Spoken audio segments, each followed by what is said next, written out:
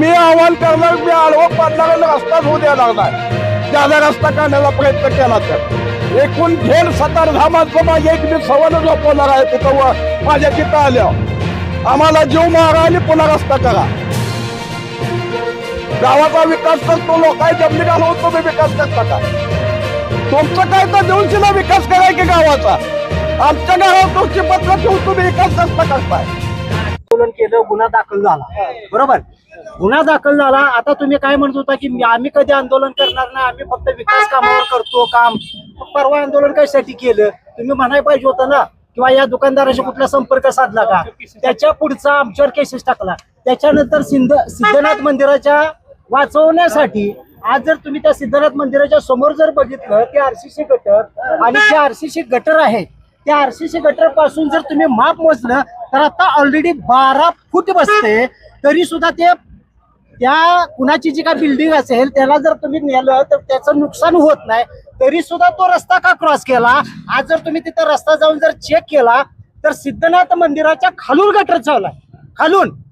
मग हे काय दिसतंय? तुम्ही एखाद्या कार्यकर्त्याला वाचवण्यासाठी मंदिराचा सुद्धा विचार केला नाही, आध्यात्मिकचा सुद्धा विचार केला नाही, आणि वरून वारंवार म्हणताय हे आम्ही कधी असलं आंदोलन वगैरे करत नाही, फक्त विकास कामावर करतो काम. मग काल आंदोलन करायची गरज काय होती? आणि तुम्हीच सांगताय की एवढं मीटर तेवढं मीटर. आज माझ्याकडे त्याचे डॉक्युमेंट आहेत की साई मंदिर चौकापासून विठ्ठल रुक्माईच्या मंदिरापर्यंत परफेक्ट 13 मीटरचा रस्ता बसतोय, आणि या अनुषंगाने या बाजूला 3 मीटर आणि त्या बाजूला 3 मीटर हे डिक्लेअर होतं. लोकांची मानसिकता होती, तरी सुद्धा तुम्ही काय केलं की सिद्धनाथ मंदिराकडे रस्ता ढकलला कारण नसताना. याचं मला विनंती आहे त्यांना सगळ्यांना की माझं उत्तर द्यावं. विकास म्हणजे काय असं नाही की आज तुमचं काय झालंय माहितीये का की याच्यामुळं काय झालं की तुम्हाला मतं मिळाली नाही तर तुम्हाला रस्ता म्हणजे थोडक्यात सत्तेवर मिळाला नाही म्हणून हे कारण आहेत. कोण म्हणलं तुमचे अधिकारी ऐकत नाहीत किंवा काय नाहीत? हे नुसतं प्रांजळपण आहे हो, हे फक्त दिखावपण आहे. 2-3 दिवस मीडियामध्ये यायचं आणि नंतर पाठपुरावा करायचा आहे. आता सांगितलं साहेबांनी की आपल्याला कोणाचं नुकसान करायचं नाही, पण इथं सगळे ज्याच्या जागा मालक आहेत त्यांनी सगळे रिक्वेस्ट केल्या जाऊ देत आमच्या पायऱ्या. समोर धनंजय जाधव साहेबांनी रिक्वेस्ट केले एका क्षणात जाधव सरांना सांगितलं की परवानगी दिली. म्हणून मी त्यांना एक विनंती करतोय की आता झालं राजकारण, मतदान झालं, सगळं झालं, आता विकासाच्या कामाला कृपया कुणी आडवं पडू नका हे जाहीरपणे सगळ्याला विनंती करतोय. आज विचार केला तर आटपाडीची काय परिस्थिती आहे, काय उत्पन्नाची बाजू आहे, हे कसं तर उत्पन्न चालू व्हायला लागलंय, त्या अनुषंगाने विचार करावा असं मी विरोधकांना सुद्धा जाहीर विनंती करतो. आणि गोरगरिबाचं तुम्ही अनाथ माती कालवायचं काय काम करू नका अजिबात, मी त्यांना विनंती करतो. आणि विकास कामावर बोला. अजून एकदा स्पष्टपणे एक ब्रीद वाक्य आहे माझं की त्यांनी सांगितलं होतं की आम्ही कधी आंदोलन करणार नाही, कधी रस्त्यात बसणार नाही, कधी घोषणा देणार नाही. का लाव कसं काय?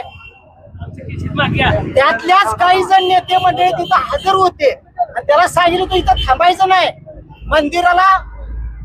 मंदिर वाचवण्याच्या नादात एखाद्या कार्यकर्त्याची भिंत पण वाचवली असं माझा जाहीर आरोप करतो मी. आता कुणाचं नाव घ्यायचं नाही, पण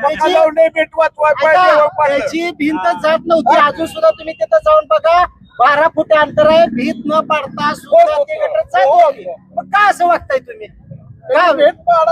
म्हणजे एखाद्या गरीबावर अन्याय करायचं उलट म्हणायचं की मी असं करत नाही सगळ्याला. बर, दुसरा एक माझा त्या कार्यकर्त्यांना आव्हान आहे, हे जे काही कॉन्क्रीट पडले एका दिवसात पडलं का? चार काढली त्यावेळी तुम्ही का आला नाही, का लाईन दुरी भरली नाही? म्हणजे तुम्ही कॉन्ट्रॅक्टरचं बी नुकसान करताय, कॉन्ट्रॅक्टरचं पण तुम्ही नुकसान करताय ना. ती काय एका दिवसात गटर झाली का? तुम्ही कुठे गेला होता त्यावेळी? इलेक्शनच्या काळामध्ये तुम्हीच सांगितलं ते बंद ठेवा, तर तुम्हाला वाटत होतं की आमची सत्ता येईल त्याच्याप्रमाणे आमच्या मनमानीप्रमाणे काम करता येईल, पण तसं इथून पुढे होणार नाही एवढंच मी सांगतो. आणि अजून एकदा विनंती करतो मी की आमच्या केसेस तुम्ही मागे घेण्यासाठी काय करता येतंय का बघा. हा निधी परत जाऊ नये म्हणून तुमच्यासाठी आम्ही केसेस अंगावर घेतल्या. आता का तुम्ही काल आंदोलन घेतलं, कुठली परवानगी होती? का तुमच्यावर गुन्हा दाखल करू नये? ह्या बी प्रश्नाचं माझं त्या लोकांनी उत्तर द्यावं असं मी त्यांना विनंती करतोय. आणि पुन्हा एकदा सांगतो की विकास कामावर इथून पुढे जर कोणी आडवा आला तर त्याला सोडणार नाही अजिबात. बाळासाहेब देशमुख. रस्ता हा या मापानं जावा हा माझी भूमिका आहे. रस्ता वाढवण्याचा जर प्रयत्न केला तर माझं एवढंच म्हणणं आहे, मध्य भागावर जेवढं पलीकडच्या बाजूला जेवढं तुम्ही रस्ता वाढवताना तेवढाच या बाजूला रस्ता वाढवावा एवढीच माझी विनंती आहे. यात पुढाकार कुणी घेऊ नये पुढाकार करू नये. राजकीय नेते stunt राजकीय नेते स्टंटबाजी करतात आणि आमच्या घरावर विस्तृत पत्र ठेवून त्याचा लाभ उठवायचा ते प्रयत्न करतात. आमचं एवढंच म्हणणं आहे, पलीकडे जेवढी रस्ता घ्यायचा ना तेवढा अलीकडे घ्यावा. या पेठेमध्ये तुम्ही आता जो रस्ता होतोय या रस्त्यालगत तुमचं दुकान किंवा काय आहे का? आहे. कुठं आहे? बेकरी खाली. बेकरी आहे. हो, मानदेश बेकरीचा मी मालक आहे. माझं एवढंच मत आहे, जेवढं पलीकडनं वाट खर्चाला मध्यम व्यवहार तेवढी जिकडे करायचा अधिकार आहे कंत्राटदाराला असो कोणी बी असो. एकेकाच्याच बाजूला दाबता यायला लागलाय, आम्ही दाबू द्यायला लागलाय. आमच्या जमने आम्ही जाऊ द्यायला लागलाय. म्हणजे शिवसेनेनं आंदोलन हो. केलं की हा रस्ता 14 मीटर झाला पाहिजे. हा.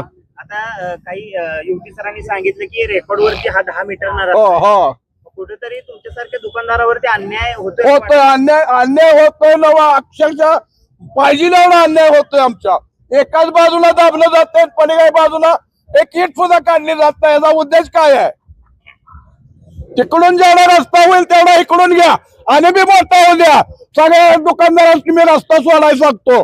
तुम्ही कशासाठी खाल्ल्या चौकातले त्या बीसी समाजाचं संडा शिडला पडता निघून आलाय व गटा करून तुमच्या कार्यकर्त्याचं वाचवताय आणि आमचं पाण्यात जात आहे का तुम्ही चौकात ना? मग आमच्या जमने आम्ही मालकाय का तुम्ही मालकाय? पुढे मालक झाली का? तुमचं काय जायचं आहे? विश्व तांदूळ ठेवून बोललं म्हणजे झालं का? प्रत्येक नेते मंडळी आपल्या कार्यकर्त्याची बाजू सेफ करते असं वाटतं. हो हो हो हो उघडपणे वाटतंय. याला कोण कारणीभूत आहे? राजकीय नेतेच कारणीभूत आहेत. कोण आहेत? तानाय पाटील आहेत, बापूसाहेब आहेत, आमचे गोपीचंद आहेत, पुढारी पै गावात आहेत ते आहेत तेच की सगळे. आमका जाय म्हणायचं काय काम नाही माझ्या. यांनी रस्ता किती मोठा करावा, दोन्ही बाजूला घेऊन करावा एवढी माझी विनंती आहे यांना. आता तसं दोन्ही बाजूला या जी पेठेतली लोक आहेत त्यांना विचारात घेतलं जाते का? हा, दोन्ही बाजूच्या लोकांना विचारात घेतलं जाते का? न विचारात घेताच हा रस्ता चालू केला होता पहिला की इथं खून करतो तिथं खून करतो. तुम्ही या लोकांनी न विचारता तुम्ही खोना करणार मालक झाला का तुम्ही आमच्या जमिनीचं? आमच्या जमिनी आमच्या नावावर उतरायचं आम्ही आहे का हे आहे? दमबाजी कुठली गोष्ट होऊ नये एवढं आमचं म्हणणं आहे. कोण दम देते? हा, कोण दम देते? हे नेते मंडळी जेवण बारीक मोठ्या लोकांनी दमबाजी करते. मी नेहणारच कसं जाऊ देत नाही बघू कोण आहे? मात्र भाजपचे आहेत का सेनेचे? सेनेचे आहेत. सेनेचे. हो, या नेते मंडळीला तुम्ही काय आवाहन कराल? मी आव्हान करणार, मी आडवं पाडणाऱ्यांना रस्ताच होऊ द्यायला लागलाय. ज्यादा रस्ता काढण्याचा प्रयत्न केला तर एकूण झेल 17 माझ्या एक मी सवय झोपवणार आहे तिथं माझ्या तिथं आल्यावर आम्हाला जीव मारा आणि पुन्हा रस्ता करा. गावाचा विकास करतो लोकांनी जमिनी घालवून तुम्ही विकास करता का? तुमचं काय तर दिवशीला विकास कराय की गावाचा? आमच्या गावात तुमची पत्र ठेवून तुम्ही विकास कसा करताय? या आटपाडीच्या वैभवात भर घालणारा हा रस्ता होतोय. तुमच्यासारख्या लोकांनी कुठेतरी समजून घेतलं पाहिजे असं वाटत नाही का? वाटतंय ना, जेवढं वाटतंय तेवढं आम्ही सोडलेच की. नियमाने बोलले त्या प्रमाणे चालूच आहे की रस्ता. आम्ही काय अडवलंय का? अडवलंय का आम्ही? तुम्ही पाठी इमारती पाडून न्यायचा रस्ता म्हणताय, हे योग्य आहे का? पाडा इमारती सुद्धा पाडा, पलीकडचे पाडा ना अलीकडचे पाडा ना. एकाच बाजूला एकाला आहे 34 जण एकाला आईचं काशबाई करताय तुम्ही. दोन्ही बाजूने रस्ता करा, किती करा. हा या नगराध्यक्ष कधी उठला देखत सांगतो. अजून रस्ता पलीकडनं वाढवा अलीकडनं वाढवा. किती जाऊ दे जमिनी आमच्या गेला तर. तिकडच्या बाजूला एक ईट सुद्धा काढली नाही तुम्ही आणि इकडच्या बाजूला मोकळं दिसलं का दाबता या. काल जे तानाजी पाटलांनी जी सांगितलं की 14 मीटरचा रस्ता व्हावा, पण 14 मीटरचा रस्ता होत असताना ज्या वेळेला तुम्हाला पूर्ण जागा रिकामी होती त्या रिकाम्या जागेत तुम्ही त्या 14 मीटरनं सरसकट आला का? नाही आला. बरं, शिवाय नियमानं काय आहे? तुमचा रस्ता तुम्ही PWD ला ज्या वेळेला टेंडर काढलं गेलं किंवा त्याचा मंजुरी मिळाली त्यावेळेला जो काय रेट रस्त्याची जी माप आहे ते 11 मीटरचं तुम्ही दिलेलं आहे. 11 मीटर तुमच्या पेपरबाजीत तुम्ही दिलेल्या जी मी मानदेश एक्सप्रेसला जे वाचलं त्यात काल मी सगळ्या क्लिप पाठवल्या सगळ्या ह्याला, तर ते 11 मीटरचे आहे. मग 11 मीटरचा रस्ता ऑलरेडी होतोयच ना, त्यामुळे तुम्ही 14 मीटर म्हणायची काही काम नाही. तुम्हाला जर 14 मीटर किंवा 16 मीटर करायचं होता तर तुम्ही मंजुरीच तेवढ्या मीटरची आणायला पाहिजे होती. जर तेवढ्या मीटरची मंजुरी आणली असती तर लोकांनी तेवढे मीटर सुद्धा लोकांनी दिलं असतं. लोक आता तुमची मंजुरी तुमची जर 11 मीटरची असेल तर तुम्हाला 14 मीटर का लोक देणारच नाहीत. कारण नाही, पण काय ठिकाणी 10 आहे, काय 11 आहे सांगितलेलंच आहे. पण 11 जरी धरलं तर आता 11.5 मीटरने लोकांनी तुम्हाला साथ दिलेलीच आहे. तुम्ही गरज नसताना 14 मीटर घ्या किंवा तुमच्या पोहेला खुणा केला, तुम्ही उद्या खुणा करताना 20 मीटरवर करचा. म्हणून काय तेवढ्या लोकांनी द्यावं का? तुम्ही आधी विचार करायला पाहिजे होता की आपल्याला बाबा सर्वांगीण विकास करायचा आहे, तर हे 16 मीटर पाहिजे, 14 मीटर पाहिजे. हा टेंडर मध्ये सुद्धा ते असतं तर लोकांनी दिलं असतं. मग टेंडर तुम्ही काढताना आधी चुकलाय, पैसे आणले खरं आहे, परंतु हे नियोजन लावताना तुम्ही चुकलाय हे आधी मान्य करा.